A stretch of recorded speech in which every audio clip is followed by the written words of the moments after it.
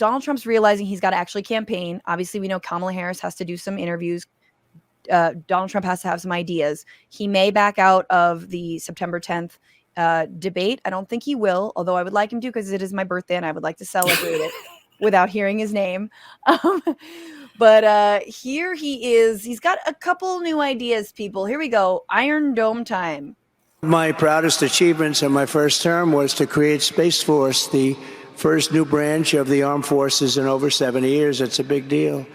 Now that Space Force is up and running, I agree with your leadership. You want this very badly, but I agree that the time has come to create a Space National Guard as the primary combat reserve of the U.S. Space Force. And we're going to build a great Iron Dome for missile defense around our nation. Other countries has it. Israel has it. You know, Ronald Reagan wanted this many years ago, but we didn't have the technology at that point. But now we have the technology. So oh my God. Okay, so there's two The things fact he's that he gave proposing. that speech in my hometown is my stomach's hurting. That's in Detroit, yeah. In Detroit. Okay, Space National Guard, people. Space National Guard. We cannot even bring astronauts back from space right now without Elon Musk or Boeing, but nobody trusts Boeing anymore. But he created the Space Force. How come they can't go get him? Exactly. Why is there an international space station, globalists? Isn't it the American space station? The fuck? Can you imagine the worst place to be MAGA in space? America first. Like, an Iron Dome? Well, so the Iron Dome thing is wild to me, but Alex, go ahead. Oh, the Iron Dome thing, you're like that. Just Israel is a small country. It's a really small country, and the Iron Dome doesn't even fucking work to begin with. So like the idea of this, and you know, people aren't shooting. People have never shot missiles at the United States. So yeah, I mean, whatever. Like, I like domestic spending, so if it has, whatever. As a manufacturing boom, it could be fine. I think that the one of the things that stands out though is when you look at, again, not to keep harping on the bring it to Detroit. Yeah, exactly. I just want those Space Force jobs. As long as you can give Western New York, where I'm from. No, but when you think of Trump's 2016 campaign, like the success of Build the Wall is that it was an actually impractical idea that seems like common sense.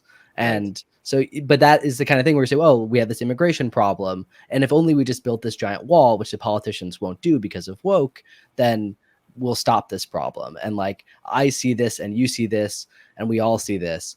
And this is true of so many things. He's just not able to replicate that at scale.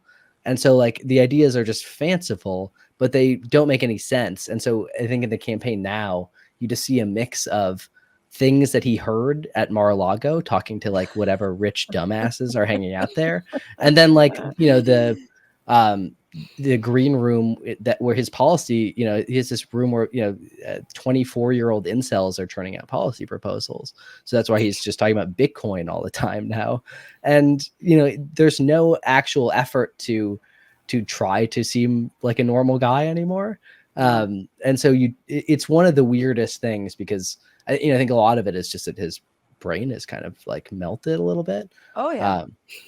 Yeah, I mean, my thing with the Iron Dome that actually, and I make everything about this, is it's actually kind of, it's a roundabout way of critiquing Israel, and it's a roundabout way of critiquing U.S. taxpayer spending on Israel, which is other countries have an Iron Dome. Why don't we have an Iron Dome? And he's too dumb to understand, obviously, like the Israel-Palestine conflict, the occupation, if you will, and whatnot. Like, he's just like, hey, other countries have it. Why don't we spend that money here? Which honestly is a message that I'm like, yeah, we shouldn't spend the money, on genocide. We should spend the money on, domestic things. Obviously, the difference is they want to spend it on domestic warfare and I want to spend it on domestic healthcare.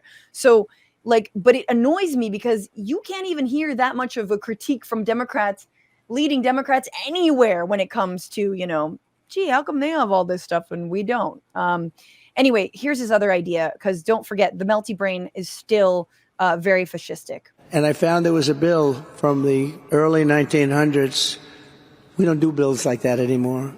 This said, if you touch government property, statues, monuments of any kind, You will serve 10 years with no probation, no early getting out.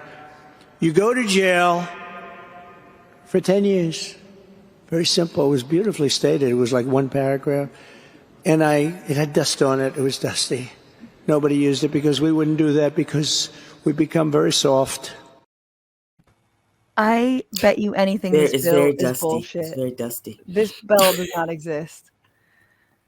We went down into the archives, the bathroom at Mar-a-Lago. Oops. I was like, it wouldn't be dusty. It would be wet because it's in your bathroom. If you ever had a bill from the 1900s. Yeah. So 10 years. If you touch a statue, which is very funny because you know how like statues of dudes with like their packages, like if they're in like a outfit, you know what I'm saying? The part is always touched is the crotch. And you can tell because the bronze or whatever it is turns gold, turns color. Yeah. Because the oil from people's hands make it melt. I definitely think the people who touch crotches of statues should be imprisoned for some amount of time. You should respect, the bolt. Is that your legislation? That's my that's my magical legislation right there. But again, it's like it's so to the Kamala Harris line. So unserious, so serious of a repercussion. Like it is the most dissonant thing to hold in your brain that this person could ever be in the White House again.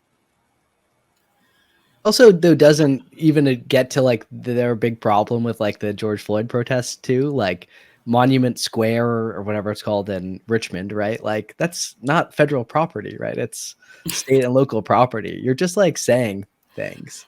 I didn't even know that.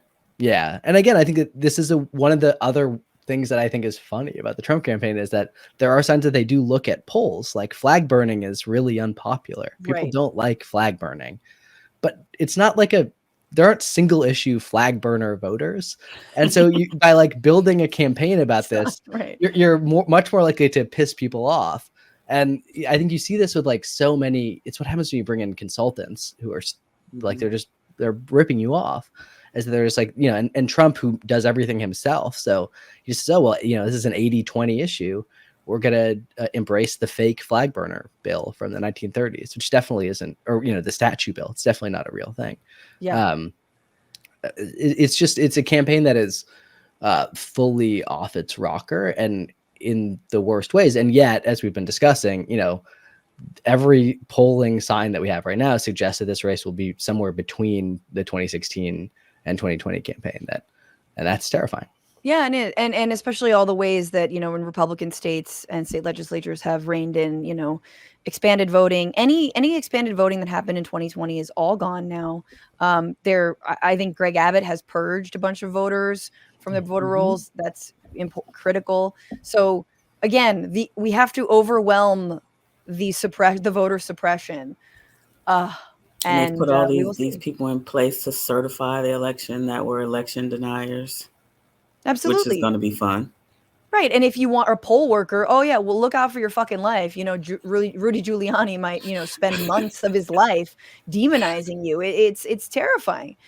And then you'll win a lawsuit against him and it'll be chill. What's going on, Frantifa? If you haven't already, subscribe to this channel right now. Hit that button. And also, you can become a patron and support the show every single week. Get access to bonus episodes and exclusive merchandise. Patreon.com/Bitchuation Room.